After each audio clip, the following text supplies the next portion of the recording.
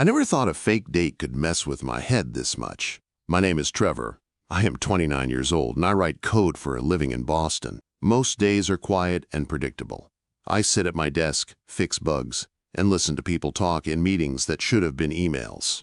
Nothing exciting ever happens to me.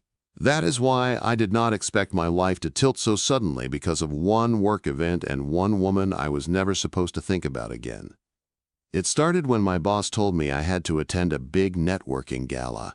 It was a huge deal for the company. Executives from all over the country would be there. He said it would look better if I brought someone with me. Not required, but strongly suggested. I nodded like it was no problem, even though I had no one. My last relationship ended 8 months earlier, and I had not tried dating since.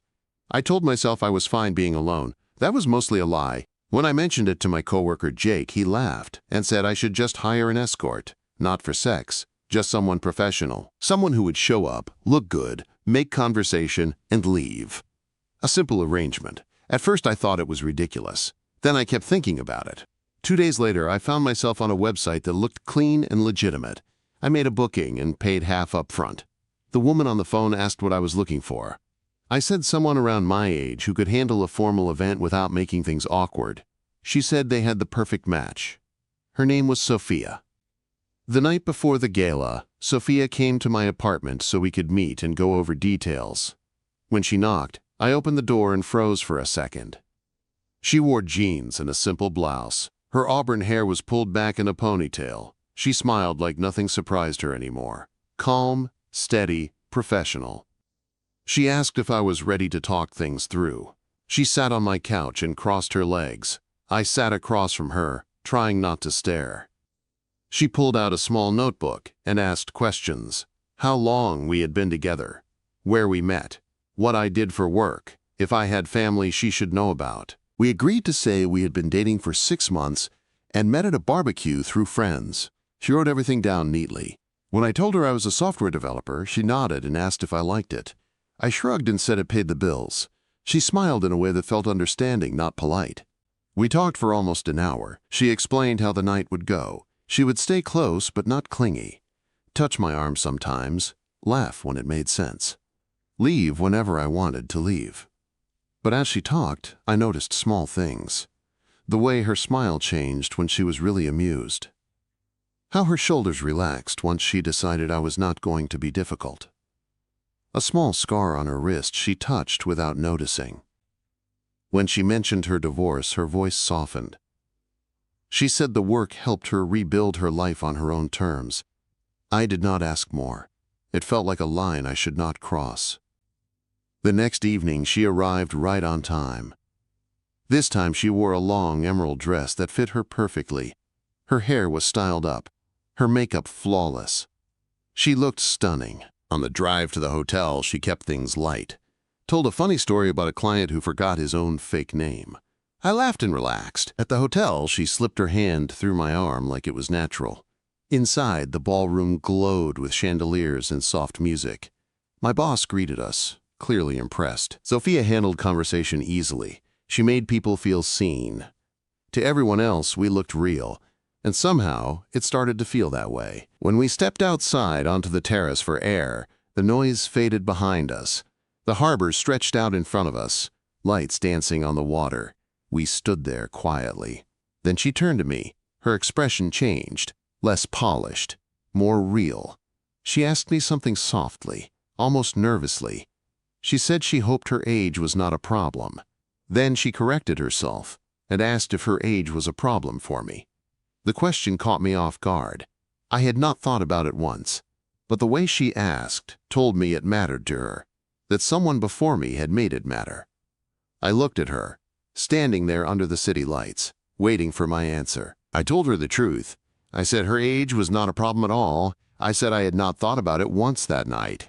I told her I was just enjoying being with her. She watched my face carefully, like she was checking for cracks in my answer. Then, she let out a slow breath and nodded. Her shoulders dropped a little, like she had been holding something heavy, and finally set it down. She told me most men either wanted someone much younger or they were already married. Younger guys, she said, usually only wanted something easy and temporary. She had learned not to expect much more than that. But tonight felt different to her. She could not explain why. I told her it felt different to me, too. I said I came here expecting to survive a boring work event with a stranger. Instead, I was actually having a good time. She smiled then. Not the practiced smile she used inside. This one was softer and real. It made her whole face change. We stood there for a while, looking out at the water, talking about small things that slowly turned into bigger ones. She told me about her divorce, how her husband had been controlling and made her feel small, how leaving him was the hardest and bravest thing she had ever done. I told her about my last relationship, how my ex always wanted more money, more ambition, more movement. She never understood that I was content with a quiet life. Eventually, she left. Sophia listened closely and said some people do not understand that happiness looks different for everyone. I felt seen in that moment. We went back inside and stayed another hour. She stayed close to me, but not because it was part of the act. It felt natural now. When we finally left, she asked if I wanted to get coffee somewhere. Just the two of us. No pretending. I said yes without thinking. We ended up at a small diner by the water. Bright lights, cracked booths, strong coffee. It was past midnight. She looked tired but relaxed. She wrapped her hands around her mug and asked why I hired her. I told her the truth. I said I was lonely. Not desperate, just lonely. She nodded and said loneliness was why most people hired her. But she said tonight did not feel fake. She reached across the table and touched my hand. Just a simple touch. Then she told me she wanted to see me again outside of work. As herself. She told me her real name was Sophie. I said I wanted that too. We stayed there until almost 3 in the morning, talking about childhood dreams and fears about getting older. She told me she once wanted to be a teacher. I told her I used to want to write stories. When we finally left, the sky was starting to lighten. I drove her home. Before she got out, she kissed my cheek and said the night surprised her in the best way. The next week felt slow and heavy with waiting. On Wednesday, she texted me and asked if we could meet sooner than planned. We met Friday night at a small Italian place. She looked different. Casual. Real. She told me seeing me had changed something for her. That escort work no longer felt right. She wanted something real. A few weeks later, she moved in with me after her landlord sold her building. It was fast, but it felt right. Living together was quiet and easy. We built routines without trying. But her past followed her. Job interviews fell apart when people recognized her. One night she cried on the couch, scared she would never escape who she used to be. I told her we could leave, start somewhere new. She stared at me like no one had ever offered that before. A month later, we packed everything and drove across the country to Portland. New city, new life. She found work at a nonprofit. I worked remote. She applied to graduate school. Got in. She was glowing again. Watching her rebuild herself was the most beautiful thing I had ever seen. One evening, months later, we hiked up to a viewpoint above the city. As the sun started to set, she told me she wanted to spend her life with me. I said yes without hesitation. Later that night, back in our apartment, we lay on the couch together. Her head on my chest. I thought about how it all started. A fake date. A business deal. A question whispered on a terrace. She had been my escort once, now she was my partner, my person. And as I held her, I realized my life had changed forever the moment she asked me if her age was a problem. Life with Sophie felt calm on the surface, but underneath it, everything was still fragile. We had built something beautiful very fast, and sometimes that scared me, not because I did not want it, but because I knew how easily things could break when they were rushed. I did not tell her that part. I did not want doubt to sneak into something that finally felt right. Portland slowly became home. We learned the streets, found a small bakery we loved, and argued playfully about which coffee place was better. Sophie started her internship at the crisis center, and I could see how much it meant to her. She came home tired but fulfilled, like she was finally using her pain for something good. Watching that made me admire her even more. But the past does not disappear just because you change cities. One evening she came home quiet. Too quiet. She dropped her bag by the door and sat at the kitchen table without saying a word. I asked her what was wrong. She hesitated, then told me one of her clients at the center recognized her. Not from escort work directly, but from someone who knew someone. Word had traveled. Not far, but far enough to make her stomach turn. She was afraid again. Afraid that no matter where she went, she would always be reduced to who she used to be. I told her people are more than their past, but I could see she did not fully believe that yet. Trauma does not listen to logic, it listens to fear. That night, she barely slept. I lay awake next to her, listening to her breathing, wondering how to protect someone who had already survived so much. I realized then that loving someone like Sophie meant loving her scars too, not just the healed parts. A week later, something unexpected happened. My ex reached out. We had not spoken in over a year. She sent a simple message asking how I was doing. I stared at my phone for a long time before replying. I told Sophie about it right away. I did not want secrets. She nodded and said she appreciated the honesty, but I could see it unsettled her. Later that night, she asked me if I ever missed my old life. Boston. Familiar routines, people who knew me before everything changed. I told her I missed parts of it, but not enough to go back. She asked if I ever worried that one day I would regret choosing her. The question hurt more than she realized. I took her hands and told her I chose her every day. Not out of obligation, but because I wanted to. Still, doubt crept in quietly after that. Not because of my ex, but because Sophie was still learning how to believe she deserved stability. One night, after a long day at school, she snapped at me over something small. Dishes, stress, nothing important. But instead of arguing, she pulled away emotionally. That scared me more than any fight. Later, she admitted she sometimes pushed people away when things felt too good. She was used to relationships ending badly, used to being left. Part of her expected it. I told her I was not going anywhere, but words only go so far when fear is loud. The real test came a month later. She was offered a full-time position at the crisis center after graduation, but it required a background review and public records check. She panicked. Her past work was legal, but still documented. She was terrified it would cost her the job and confirm every fear she had about never escaping her old life. For days, she barely spoke. I watched her spiral and felt helpless. I wanted to fix it, but this was something she had to face herself. All I could do was stand beside her. When the call finally came, she took it in the bedroom with the door closed. I sat on the couch, heart racing, staring at the wall. When she came out, her eyes were red, but she was smiling. They knew, they asked questions, and they still wanted her. They told her her experience gave her empathy most people could not learn in a classroom. She broke down in my arms, crying harder than I had ever seen. Not from fear this time, but relief. That night she told me she finally believed she could have a future without running, without hiding. And she said something else that stayed with me. She said loving me scared her more than any job or memory because it meant trusting something real.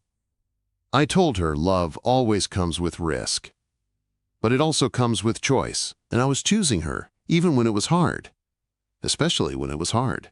As we lay in bed later, she traced slow circles on my chest and asked me something quietly. She asked if I still would have hired her, if I had known how much she would change my life. I laughed softly and said I probably would have, because loneliness makes people do strange things. But I was glad it led me to her. She smiled and said sometimes the wrong reasons lead to the right people. I kissed her forehead and held her close. Outside, rain tapped against the windows, soft and steady. And for the first time since we met, the future did not feel uncertain. It felt close, like it was already starting to take shape around us. After that night, something between us shifted, not in a dramatic way, but in a quiet, steady way, like a door closing behind us while another opened ahead. Sophie started carrying herself differently. Lighter, she laughed more. She still had hard days, but they did not swallow her whole anymore. She believed, finally, that her life was moving forward. I tried to be steady for her, but I had my own fears. I had uprooted everything I knew. New city, new routines. A relationship that moved faster than anything I had ever experienced. Some nights, when Sophie fell asleep early from studying, I lay awake wondering if I was strong enough to be what she needed long term. Loving someone with a past like hers meant being patient in ways I was still learning. The first real conflict came out of nowhere. It was small at first. She had a group project at school and stayed out late one night without texting. I told myself not to overthink it, but when she came home after midnight, tired and distant, something ugly surfaced in me. Fear. The quiet kind that sounds like logic. I asked her why she did not tell me she would be late. She snapped back that she was not required to report her every move. She was right, but the tone hurt. The conversation spiraled fast. Old wounds came rushing in for both of us. She accused me of trying to control her. I accused her of shutting me out. The moment the word control left her mouth, I knew we had crossed into dangerous ground. Her past was speaking, not the present. She saw it too. Her face changed. She stepped back, like she had burned herself. She started apologizing immediately, too fast, too desperately. I stopped her. I told her we were both allowed to be scared sometimes. That fear did not mean we were failing. It meant we cared. We sat on opposite ends of the couch for a long time, the space between us heavy. Finally, she moved closer and rested her head on my shoulder. No words, just breathing. That night, she told me something she had never said out loud. She said part of her still expected me to leave, that when things felt calm, her body prepared for loss. It was how she survived before. I told her I could not promise we would never hurt each other, but I could promise I would not disappear without trying. That mattered to her more than any perfect reassurance. A few weeks later, my parents decided to visit. They had never been to Portland.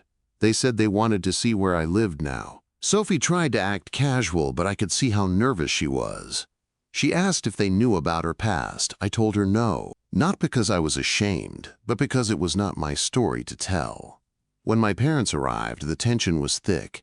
My mom was polite, but distant. My dad asked a lot of questions about my job, the city, the apartment. He barely looked at Sophie at first, but Sophie handled it with quiet grace. She did not try to impress them. She just showed up as herself.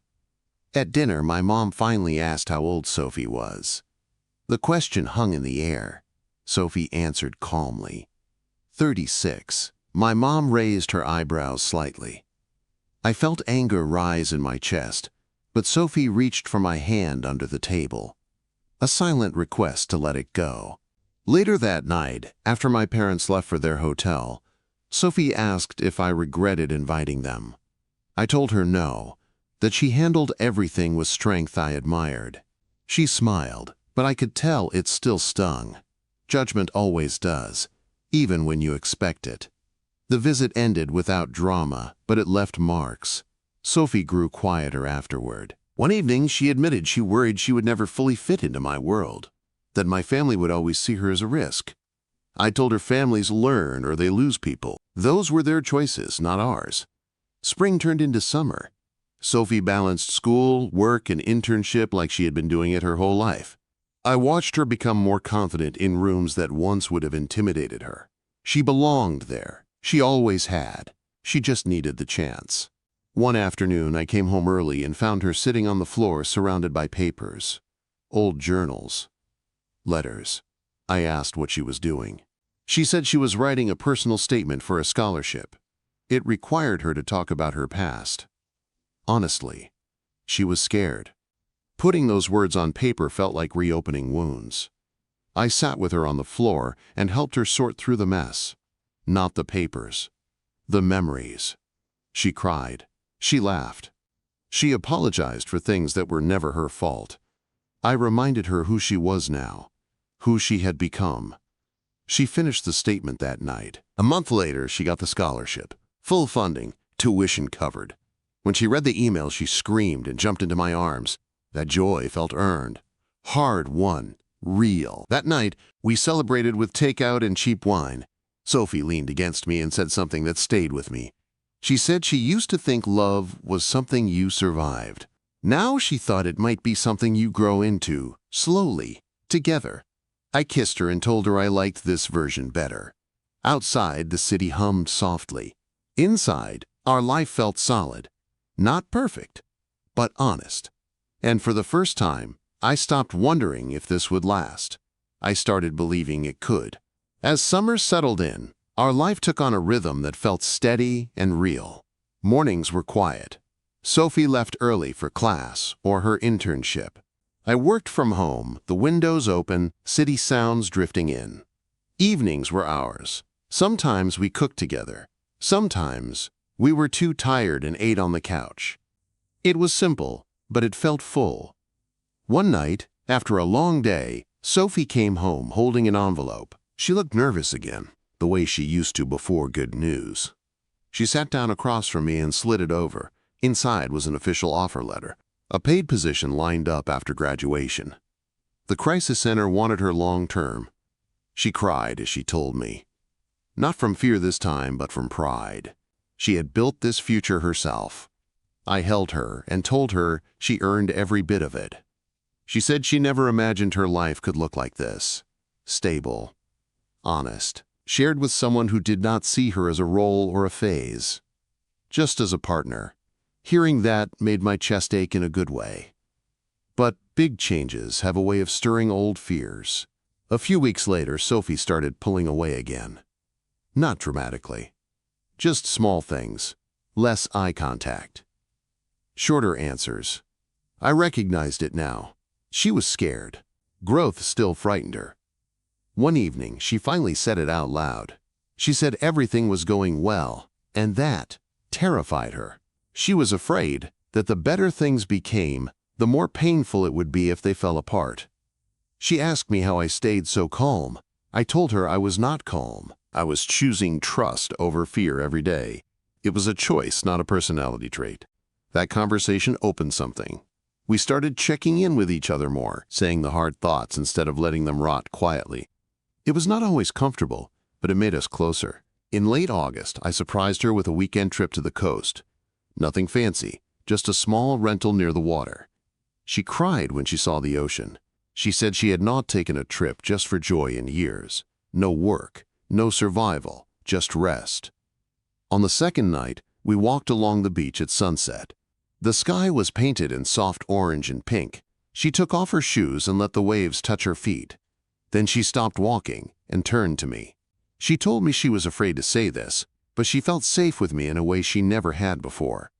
Safe enough to imagine growing old with someone. I did not have a speech prepared. I just told her the truth, that I saw a future with her too. Not because it was dramatic or perfect, but because it felt right in my bones. She hugged me tight and said she loved me. I said it back without hesitation. When we returned to Portland, life continued.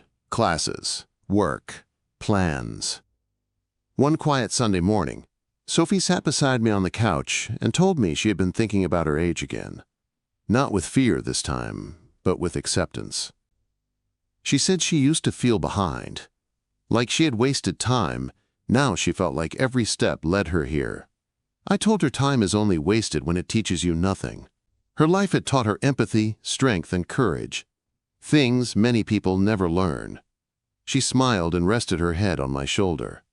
That evening, I did something I had been thinking about for weeks. I took her hand and told her I wanted to spend my life with her. I did not have a ring yet, just the words. She stared at me, stunned, then laughed and cried at the same time. She said yes, over and over. We did not tell anyone right away. It felt sacred, just ours. We made quiet plans, talked about what kind of life we wanted. Nothing extravagant, just honest and shared. That night, as we lay in bed, Sophie whispered that she was glad she asked me that question on the terrace months ago, the one about her age. I kissed her forehead and told her I was glad she did too, because without it, we might never have crossed from pretending into something real. As I drifted to sleep, I realized how strange and beautiful life can be, how one fake date can turn into a real forever, and how love, when it is patient and brave, can heal more than it ever breaks. I'm ready. When you're set, just say continue part 6 inches and I'll finish the story. The weeks after that felt like we were living inside a quiet secret. Nothing about our daily life changed, but everything felt different, knowing we had chosen each other for good. Sophie would sometimes look at me from across the room with this soft smile, like she was still surprised I was real. I felt the same way about her. We told a few close people first, friends we trusted. No big announcement, just honest conversations. Most of them were happy for us. Some were surprised. A few asked questions about the age gap, but it did not sting the way it used to. Sophie had grown past needing approval. I had too. Telling my parents was harder. We waited until the holidays. We flew back to Ohio together. Sophie held my hand tightly on the plane. When we sat in my parents' living room, I told them we were engaged. My mom looked shocked. My dad was quiet. Then Sophie spoke. Calm, respectful, real. She told them she loved me and took our future seriously. It was not perfect. There was tension, but there was also something new. Acceptance, slowly forming. When my mom hugged Sophie before we left, it was not stiff. It was real. That mattered more than words. Back in Portland, life moved forward. Sophie finished her program. I watched her walk across the stage at graduation, confident and proud. I cried harder than she did. She started her new job soon after, came home tired but fulfilled, helping people rebuild their lives, helping them feel less alone. We planned a small wedding, just close friends. A simple ceremony near the water, nothing fancy. The day felt light and warm. When Sophie walked toward me, I did not see her past. I saw her strength, her kindness. The woman who took a chance on a fake date and ended up changing my life. When we said our vows, she promised to keep choosing honesty over fear. I promised to keep choosing her, even on the hard days. We both meant it. Later that night, after everyone left, we sat together by the water. She leaned into me and laughed softly. She said it was funny how everything started with a business arrangement and ended with a life. I told her the best things in my life had come from moments I never planned. She looked at me and asked if I ever regretted that night. Hiring her. Letting everything unfold. I shook my head and told her it was the best decision I ever made, even if I did not know it at the time. She smiled and rested her head on my shoulder. The same way she had that first night at the diner. Comfortable, safe, real. Sometimes I think back to that terrace, the city lights, the quiet fear in her voice when she asked if her age was a problem. She was not really asking about numbers. She was asking if she was worth choosing, if she could be loved without conditions. I am grateful every day that I answered honestly. She was my escort at a party once. Now she is my wife, my partner, my home. And every time I look at her, I know that some questions change everything.